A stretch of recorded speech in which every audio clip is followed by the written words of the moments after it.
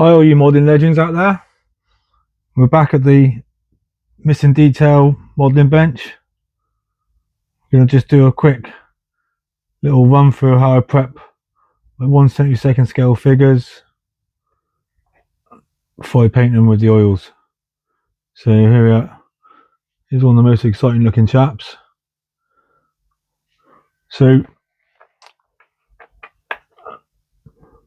obviously they need to be prepped, and there's going to be some sort of seam lines on a lot of them. I use a mixture of resin figures. This is rather nice CMK with other pilot and hunting jumpers. He's going to look pretty cool. Plenty of things with nice details and fabric folds and different. Obviously he's got a leather jacket, fabric trousers. These sort of things lend themselves to painting. They almost paint themselves. It's like I always say it's like a 3D. It's like a 3D jigsaw. Or it's like painting by numbers in 3D. You're using these folds, you can quite easily see what's a high part, what's a high part, what's going to be a middle shade part, and what's going to be a shade part. Say, okay, so this one I haven't actually finished prepping. Okay, so what we need to do is so we've got a piece of flash in the middle of his legs. Now, if I was just to run the blade along here, we'd end up with perfectly straight and undetailed legs. Yeah, so we cut away. Just try to make sure on the camera. Cut away the majority of the material, and this is the same for if there's just a seam line. So we cut away the majority of the material, and then we're going to pay attention to where these folds are. Lovely sharp scalpel. Okay, I'm just going to come in here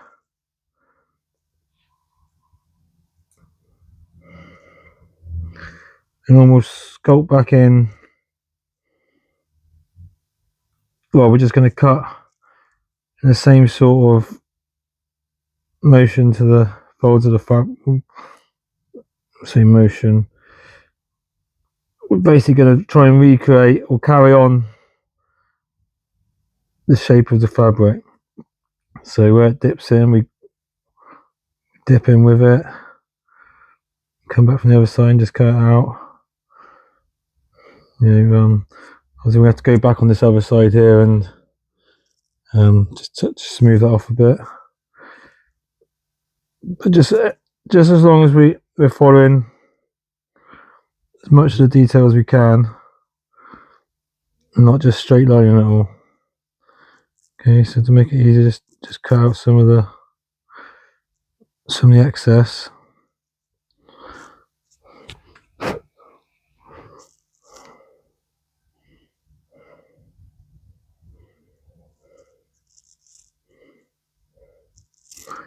Okay, and so carving the top of his boot is, cutting in where the top of his boot is, where all the fabric is pulled in tight, and then just following the creases in the fabric, and then go back to and work the other side. Just check that all looks realistic.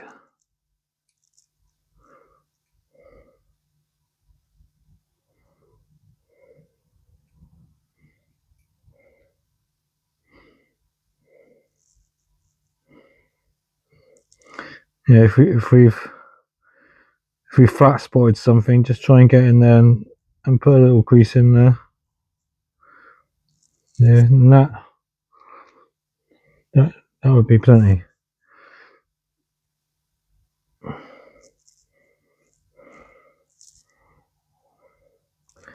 And just the other side.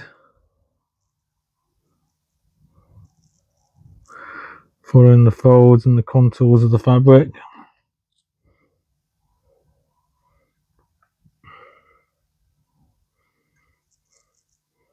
Here, crafting by coming in from the different sides, we get a nice clean cut.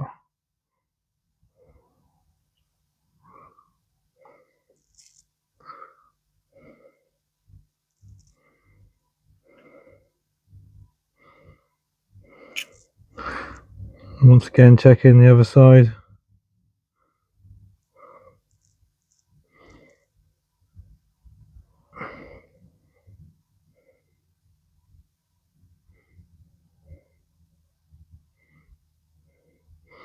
Some of the details permissible. We can flatten it off and set a fair amount of it. Just where the main folds are and the main contours, we just want to try and follow it as best we can, just to give the illusion that there was never a seam line there. Okay, that's him done. Let's zoom in. Otherwise, we want a knife along it, we're just going to end up with a flat edge, and that looks like the hand of a modeler, as opposed to, there he is.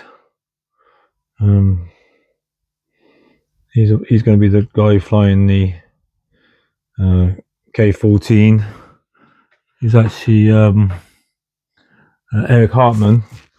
I better do a bit of research just to check and get the hair colour right and stuff, as he's so famous. And he's based, yeah. And I also want to check that me labelling him a sort of die-hard combatant and Nazi. He fighting late into the war. You know, I want to pose him basically, you know, looking down upon this poor chap who's still continued to work hard as a ground crew, pushing his barrel along. So that's Eric. Now, I've had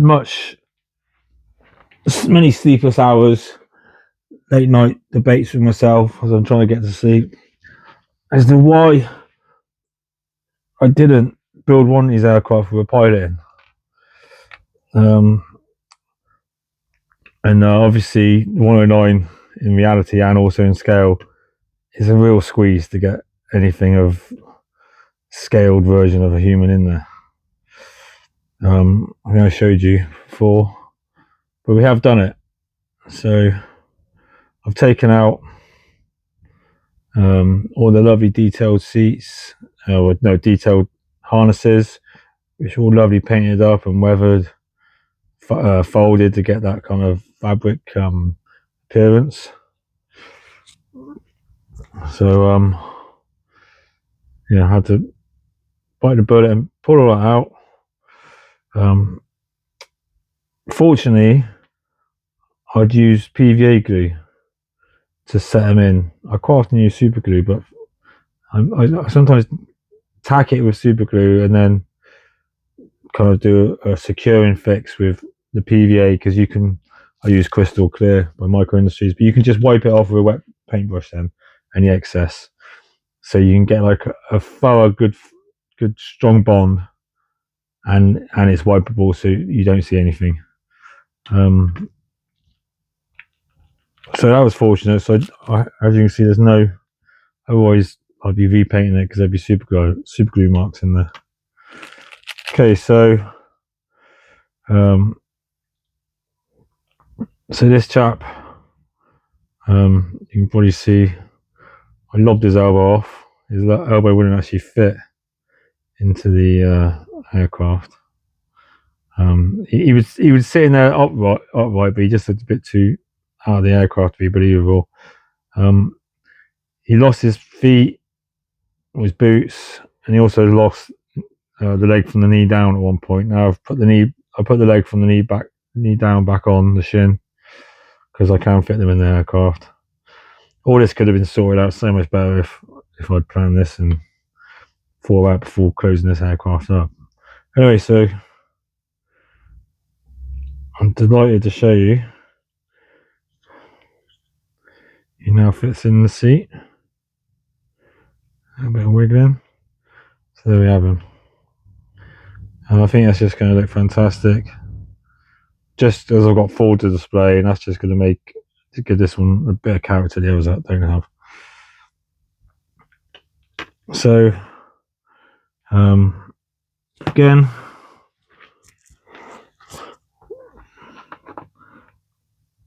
see if I can show you me cleaning this up. So I've cleaned them up with super glue. So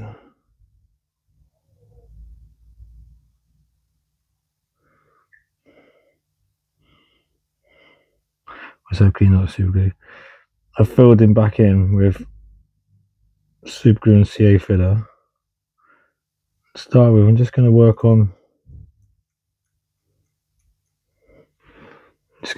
getting the CA kind of flat,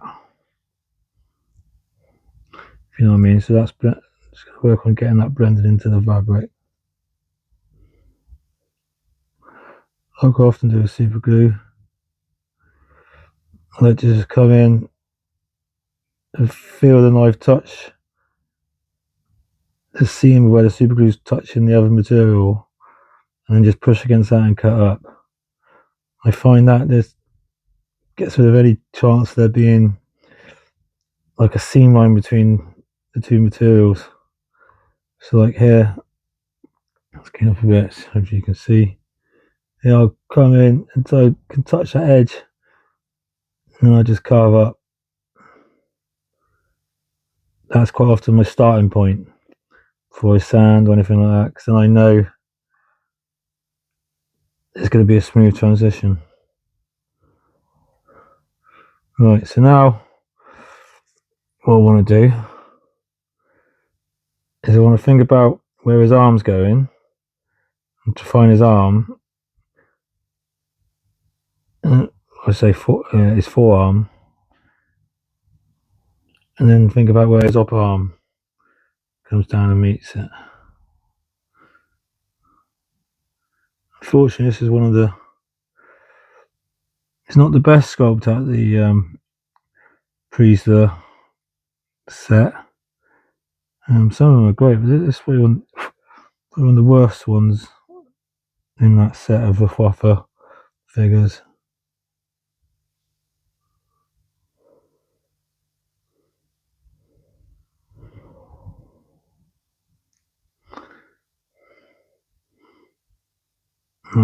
It's obviously quite hard for me to sculpt without being right in front of my face, but I just want you to see. So I just want to create the feeling of the arm kind of shape of the arm rolling back into the joint between, into the crease where the forearm and the upper arm are meeting. I just want it to be fairly rounded. Okay, there is some cuff detail here. I can just cut that in just by lightly touching with the sharp blade, and just come in from the other side.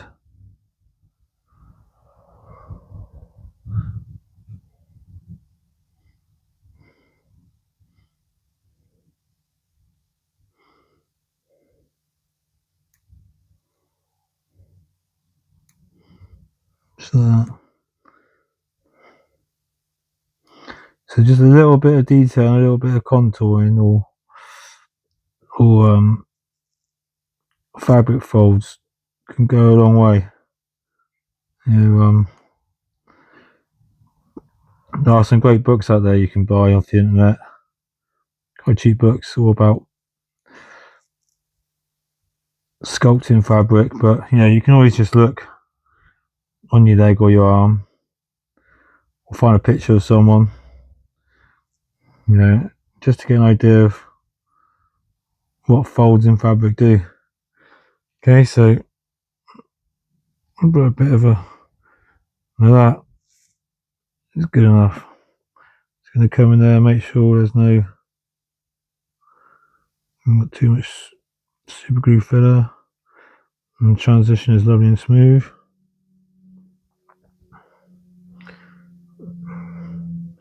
Okay, I don't know if this is, so it could be a mold seam. So let's just carve into this mold seam.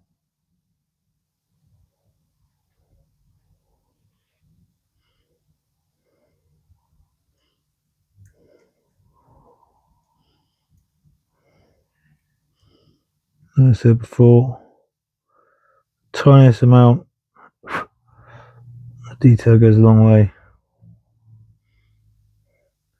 in terms of having a bland figure or having something that looks a little bit more interesting.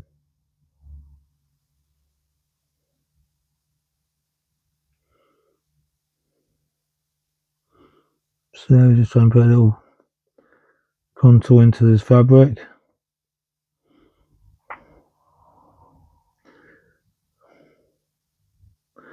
The beauty about sculpting this chap is, even though I've heard people say it's resin and stuff, I have checked it, it is actually polyurethane, so we can clean the surface where we sculpted that with glue, which I won't do right away. So I'll just show you what I had to do with this chap. Obviously I had the harnesses already mounted, and this guy wasn't going to look realistic unless I had harnesses going over his shoulders, because he's in a nice pose, nice kind of realistic pose where, you know, he's taken off obviously his flying hat he's been wearing for a long time during this sortie. So I'd imagine the hat comes off first, harnesses probably sort out afterwards. So I've had to, I start off with micro drills, probably 0.2 or 0.3. I drilled down through here, and I drilled then from underneath, like here, and that's giving me, I don't know if it will show, that's actually giving me an aperture all the way through. And then I go on the other side, I start off by drilling down and drilling underneath, and so now, I mean, that's the beauty of using figures that are sculpted in such a realistic way, is that, yeah, the arms were, even though yeah, it could have been yeah, it could have been carved a little better. Actually, the proportions of the arms and the torso, it meant that there was material enough to make these apertures.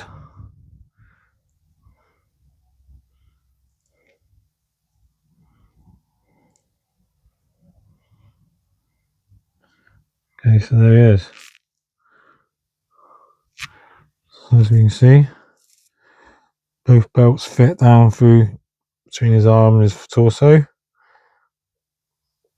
The arms look just, you know, there's enough detail in the arms for it to look realistic. This elbow is sticking right out, almost sitting on top, so I've carved a lot of his torso away and the arm and the elbow, and stuck him right close to himself, as well as keeping that space for the harness to go in. Just to give you the full picture. There he is. I've never done a harness pilot in an aircraft before, but I think he's going to look pretty good. Yeah, quite pleased with that. Unfortunately, this is the chap who got caught up in all the kill sort of, or the downed aircraft falsifying and stuff. So yeah. Although you could say that maybe they, you know, spared some people and took them as kills anyway. Who knows what was going on? Right, so that's that. In terms of getting my pilot in there, that took a few hours to achieve. Some steady drilling and some cleaning up. Eventually got there. Okay, so what we're going to do now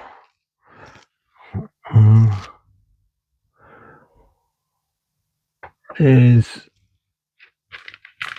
I'm going to mount the figures for painting. Now, I'm still a way off from.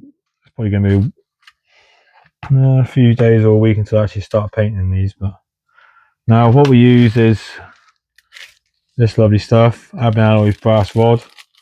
You know, they do the telescopic ones where you have 0.4, 0.6, 0.8 and 0.10, and they all slide into each other. So you can make some, you know, great for recreating pitot tubes. We would always normally recreate the pitot tubes, but this Eduard one is pretty sharp. I might well still reproduce it, but he's looking pretty good. I got pitots to make for the others. But yeah, it's Albin Alloys brass rod. You can never have enough of it. I use it for glue applicators. Probably the 5mm rod. This one here, it's probably the most useful to have. So much so that in my drill kit, I actually just keep a piece in here. It's so much better just to spend a bit of time drilling. I've got other smaller rods if the piece needs it. So what we do.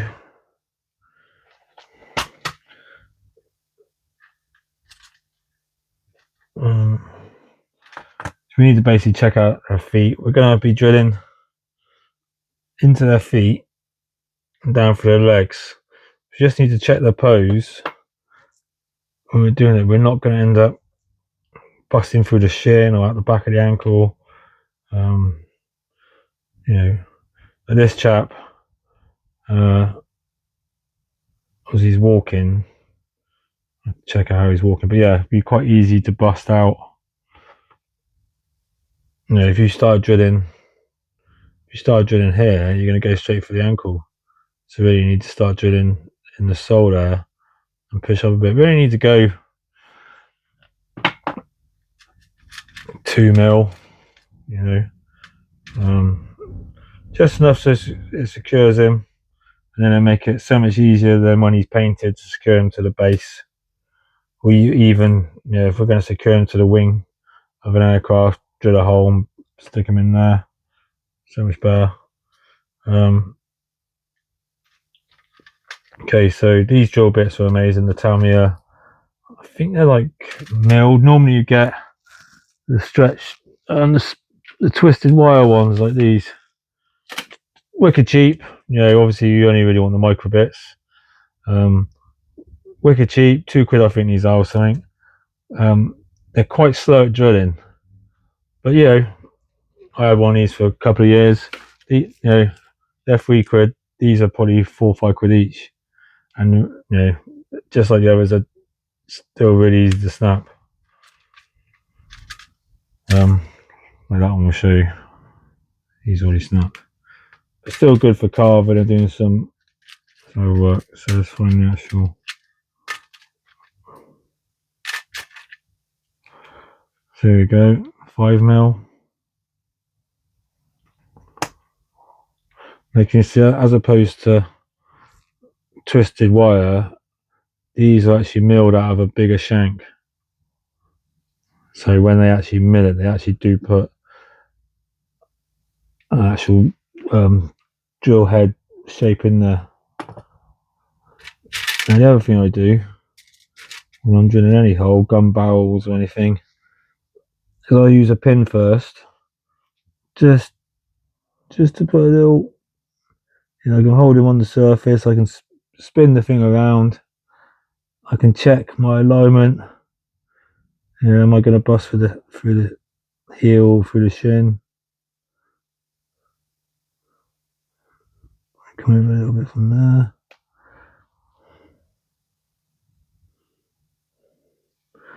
For a mark. Same with the other one.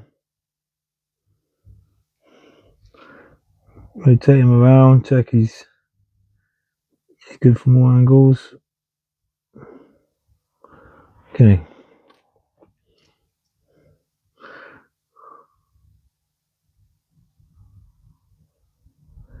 Now it could be a good idea.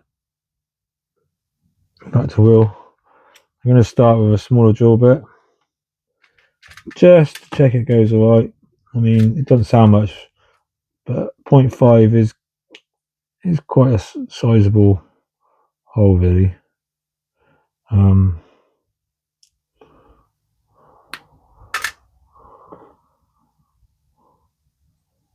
So let's just start with a 0.4. And normally I'd hold this perfectly down, but you're not particularly going to see it, so I'm going to try and do it horizontal. And what you need to do is not put any pressure on. I'm going to take the weight of this tool and not put any pressure on that drill bit, because and not twist, not bend around, because it will snap. So I'll try and get a camera. So nice and steady. Just look in, checking he's not about to poke out anywhere. Right, and carry on. And as you can see, unlike the twisted wire drills, these proper move material. This is why I was able to make those holes down through the pilot's arms.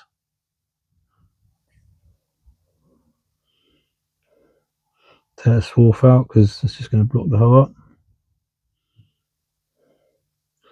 Okay, so all I want to do here is just check. So if we go about halfway, that would be a good amount. There we go. Find the hole on the other one. Just have a little check all sides. He's not going to foul.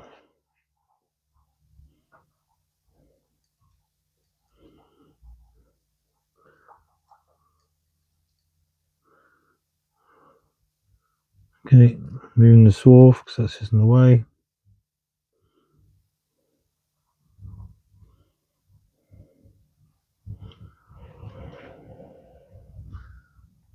Okay, so now what we do, we now change over to the 5mm, 0.5, I mean, 0.5 of a mil.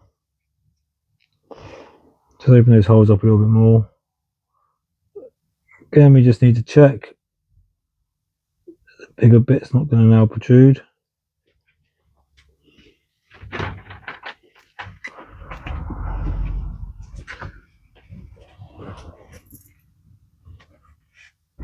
So we just open these holes up a little bit more with the 0.5.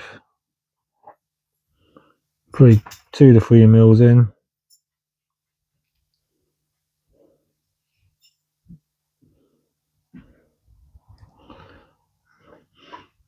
Do it so the swarf comes out, because that'll just get in the way.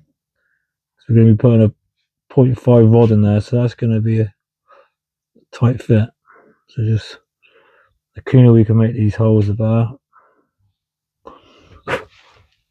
There we go. Now I always take the drill bit out, because otherwise you're likely to snap it off when you're moving the tool about.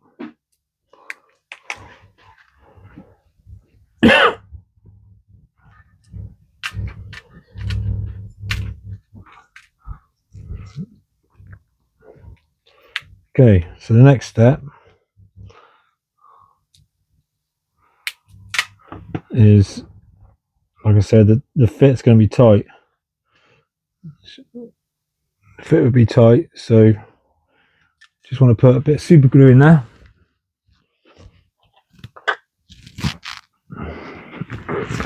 So I decant a bit of super glue onto my beer cap.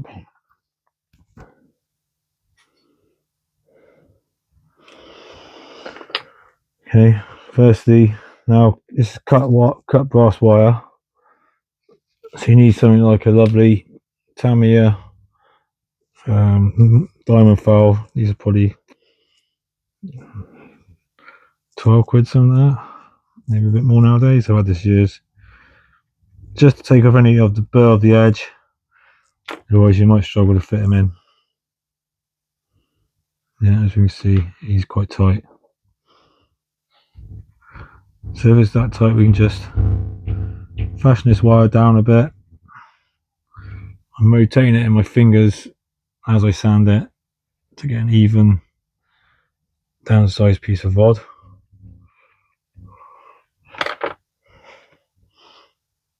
Trying to fit again. Okay, I'm happy with that one. So he can be coated in a piece of glue. Just not put too much on there. Coated in a piece of glue, slid in place.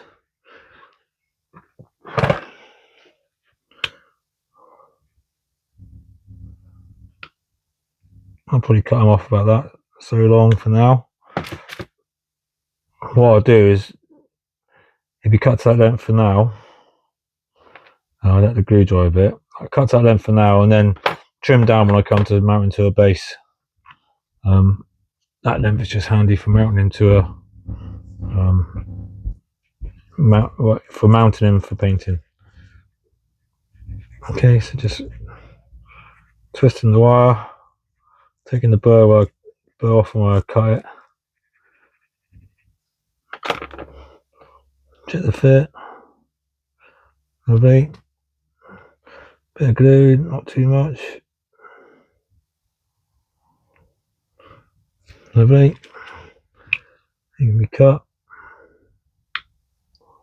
I just use pliers for that. You can use scissors and stuff, but pliers seem more useful or more less destructive to your tool. And then what I do, so just come in there. I use the back side of this scalpel, is ideal, just to take off any excess glue. Now we can do this when it's dry, or we can do it now. Just to remove the excess of the glue, so that when it stands flat on the heel.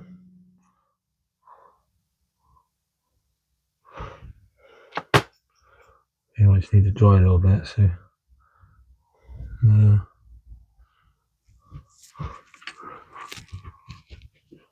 okay. Get that off.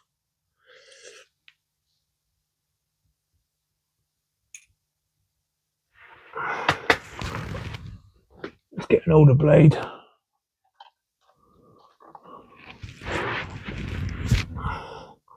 Older blade. It's kind of dry now. It's kind of easiest. Just work around. I just want to drag off the excess glue.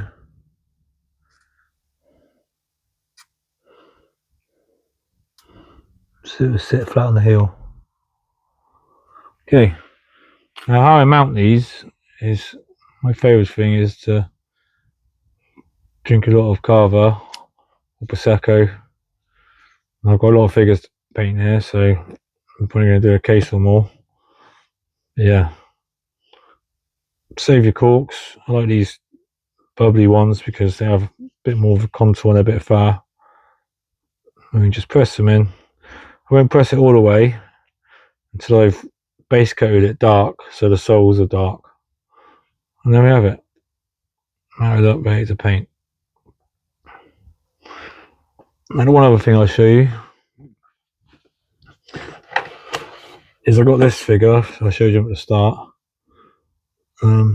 This excitable figure. Now he's actually missing a thumb, so I can recreate that thumb, or I can use for the first time these two sets I got. I bought two because I've ordered them for ages, and I figured rather than buying them again. This is from Art Scale. Is it called Art Scale? Yeah, Art Scale. ASK, I guess, is their initial somehow, but yeah, Art Scale. Got you some handles. These are amazing. This is actually 10 pairs, so 20 hands, 20 separate hands, all with fingers and expressions and whatnot. Now, looking from here, I could quite easily put a brass rod in the wrist of that hand and mount it. Yeah, there's enough to get a 0.2 brass rod in there and mount it onto the wrist. So I might well replace this guy's hand. I mean, it's hard for me to see. A fist might look good, you know, but then I suppose he's not of the People's Army, is he? He's not Soviet. Yeah, I mean, there's one there with a finger pointing. Yeah, that might look good. I might save him for pointing at something. Yeah. Okay, so I've got 2 pointing fingers there, and they are actually both left and a right. So we could be doing some funky disco moves. Not sure. Yeah, so I'll probably replace his hand with one from this set, and just check they're in similar sizes. Yeah, I mean, he's not actually got any fingers there, is he? Cool. And there we have it. So I'd love to hear any comments. Obviously, really appreciate it if you'd like and subscribe. It really help the channel to grow and give me an idea of some feedback, what I can do to entertain you guys. And don't forget your missing detail on your scale models, because it sticks out like a sore asshole.